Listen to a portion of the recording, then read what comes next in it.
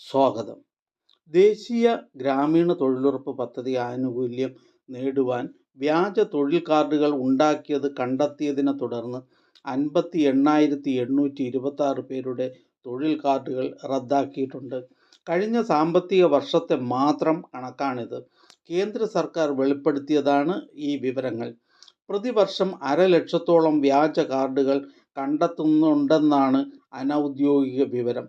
കേരളത്തിലും വ്യാജ തൊഴിൽ കാർഡുകൾ കണ്ടെത്തിയിട്ടുണ്ട്.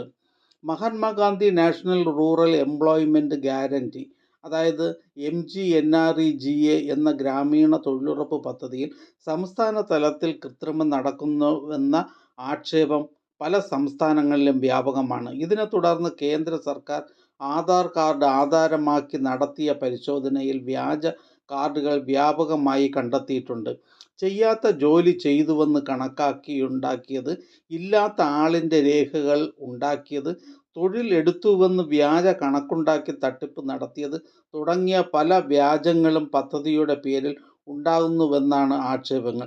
ഇത് സംബന്ധിച്ച് നടത്തിയ സൂക്ഷ്മ പരിശോധനകളുടെ അടിസ്ഥാനത്തിലാണ് തട്ടിപ്പുകൾ കണ്ടെത്തിയിട്ടുള്ളത്. ജോലി ചെയ്യാൻ ശാരീരികമായി കഴിയാത്തവരുടെ പേരിൽ കണക്കുണ്ടാക്കിയതായി കണ്ടെത്തിയിട്ടുണ്ട്. മുമ്പ് ജോലി ചെയ്ത പ്രദേശത്ത് നിന്ന് താമസം മാറ്റിയെങ്കിലും അവർ ആ പ്രദേശത്തെ തൊഴിലാളിയാണെന്ന് രേഖയുണ്ടാക്കുക, തൊഴിൽ കാർഡ് മറ്റൊരാൾക്ക് വിൽക്കുക തുടങ്ങിയവ തിരിച്ചറിഞ്ഞാണ് കഴിഞ്ഞ സാമ്പത്തിക വർഷം മാത്രം 58,826 തൊഴിൽ കാർഡുകൾ റദ്ദാക്കിയിട്ടുള്ളത്.